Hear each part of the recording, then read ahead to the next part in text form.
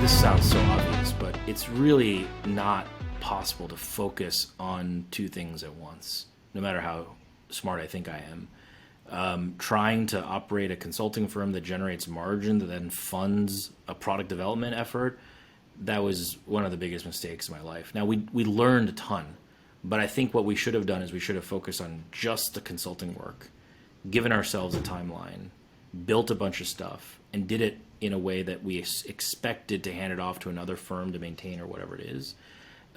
Chose a cutoff date and then pivoted to completed a product. But that also wouldn't have been possible, right? The structures you set up, the people that you have to go sell, to go invoice, to manage projects, those are not the same type of people that you need to build a product company.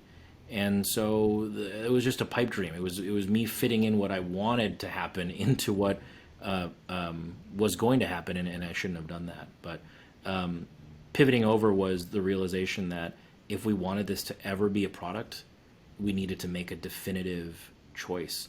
And so we burned through the capital of the profit that we made. This was right during COVID, and we got a PPP loan, and that actually extended our runway for another 6 months. And that allowed us to to raise a seed round with the product already built. Basically, it was really, really, really shallow compared to what we have now. We probably have 50 times more product than we did then. But it was enough to show that people wanted to buy it, that they were engaging from our marketing, that they were signing contracts, that they were implementing, that they were working with us. And I think that without that focus for the 7 months that we did, I don't know that we would have been nearly as far as we are now. So I don't want you to think that I regret doing it that way, but that transition was not smooth, and I would not recommend it to anyone. So if you can go in a time machine and like if you did it all over again, what would be your path? I would have I moved into my parents' basement when I started the company, but we were doing consulting work, so I was able to pay myself a small salary almost at first. I think because I already moved into my parents' basement, because I was already, freezing my ass off during the winter time with no heat down there, like I should have just bit off the entire amount and said, no consulting firm, let me just fly around the country using frequent flyer points and do this research and really just commit to building the product. I think in retrospect, it's a lot easier to see, but in the moment, I didn't realize just how possible it was to build something.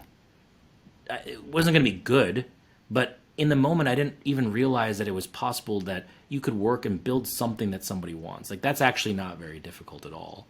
It's building something that's really good that's difficult. And I actually think we could have gotten really early traction pretty quickly. I think we would have diluted a ton more and raised a lot more capital to get to where we are now. So there's a huge amount of monetary value of the bootstrapping that we did. But I think that the focus would have taught me more lessons sooner. And as a person, as like a human that has a limited lifespan, I would be further ahead in my journey than I am now. And I think that would have been worth the additional dilution. So I know it's a really weird and convoluted way to answer your question, but I think back then when I was 30, I wasn't thinking about the totality of my life and how I could be useful to society. I was just trying not to fail. So, Dude, no, I think it was totally deep, man. I think that was awesome, and the way you kind of looked at it versus value versus time value versus money value, right? And how you kind of wrapped it together. So don't you think though, like that you learned a lot from the consulting to make the product really good? And I actually think yes, but I also learned, I think, far more on how to make the company good.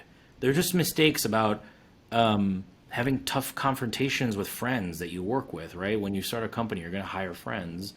And I was just really awkward about having normal business confrontations with people that were friends, about letting people go soon and paying them a severance instead of trying to force someone who's never going to try to work out. Like, these are painful lessons that, I was avoiding being a tyrant or being some evil person, but it's actually far more, humane and ethical to just be blunt with someone and say, look, this is stressing you out. You're not being productive here. This is not a good fit. Let me scrape together whatever cash I can to just help you have a soft landing to get the next role. And I just, at a point in time, I just could not have that conversation. I don't know why. It was just, it's painfully cringy thinking about it right now, looking back on my life. But I think those types of lessons, understanding what culture actually means, why it's important, how to protect it, that the creation of culture has more to do with removing things than adding things, that, you know, keeping that culture alive means being really specific and having an extremely high bar on who you hire. I learned all of those lessons when the stakes weren't as high as in the product company. So I think those are the lessons that I would not have learned, that losing would be really painful.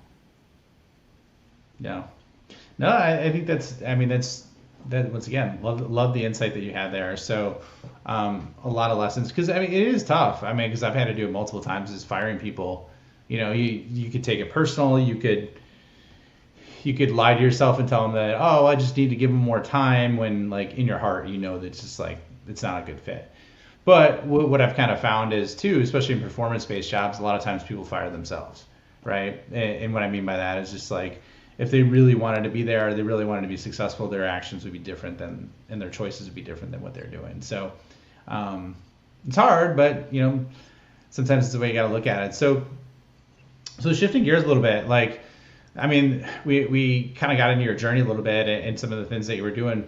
You said there was a lot of lumps and things that you went through that were challenging. I guess, like, what would you say, like, was the biggest mistake that you made as you were going through that journey, to get to where you're at today? Oh man, there's so many. I think probably the departure of my two co-founders is the worst thing, the most painful, and also the most like damning, if you want to put it that way. There were different incentives when I started the company. It was me and my friend that I'd played video games with in college. He had worked at Google as an engineer, is a really talented engineer, and just was extremely well plugged into the startup community. His roommate, or one of his friends in college, was the CEO of Mixpanel. There was like a ton of connections that he had in Silicon Valley, and he lived out there for a while. He and I had always talked, you know, online, like, about starting a company, about building a product that would make a meaningful impact on the world and have some commercial viability. And so the two of us started off, and one of the pacts that we made was that we're not going to have a consulting firm. We're going to build a product. And I think there was agreement between the two of us that the bigger the product we built, the bigger the opportunity, the harder it is, right? Because if it's easy and there's a big market, that means everybody else would have done something in that market already. And I think we hunted around. To be honest, we didn't really have an exact idea of what we wanted to build. And I found out in talking to founders, that's more common than I thought. I was embarrassed about that for a long time. But the vast majority of founders that I think do a really good job, that I respect, have some similar story where it was like, I just wanted to do something that was cool and meaningful. I didn't know exactly what it was going to be, and I found that out by trying. But we had a few consulting customers that paid us a lot of money that we built custom software for. And it was just an incredible experience of learning how to work with these people and how to extract the truth out of them and build the thing that should be built instead of what they wanted to be built. And for my whole career, I'd basically been just doing whatever clients asked for. Whatever they asked for and they're willing to pay for, I thought about it, I was clever, and I processed it. And it was a way to like kind of flex the muscle of billing somebody money and getting paid for it, but testing where the boundaries were of how I could be like, no, I think that's a bad idea. Let's do this instead. And that was an incredible learning. We brought another one of our friends along, one of the most talented engineers that we both knew. And the three of us kind of built this thing. We somewhat accidentally built a very functional, very large, dozens of people large consulting firm that was pulling in millions of dollars a year and making hundreds of thousands, over $1 million in profit in some years. And over time, that decision to not commit to product or to consulting, that ate away at the profits and caused a huge amount of stress. Put us in a position where sometimes we couldn't make payroll, and I didn't pay myself.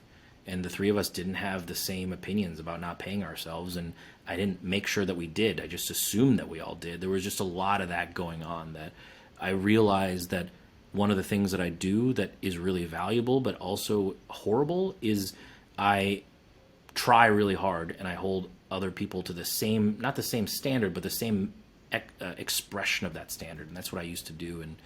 And I think that was the core of what caused the tension. So at a certain point in time, my first friend quit and said, I can't advise you to give up on the consulting stuff, but I don't think that you're going to, start committing to building a product.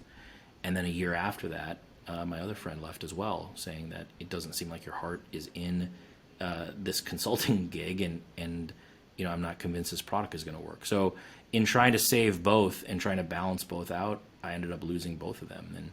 And I've recovered some of that friendship, and they're both on the cap table in a very small way. But yeah, that was clearly a mistake that I made. And had I chosen one or the other, it's not clear that we would have been successful. It's not clear that either of them would have stayed in anyway, but it would have been the better thing to have done.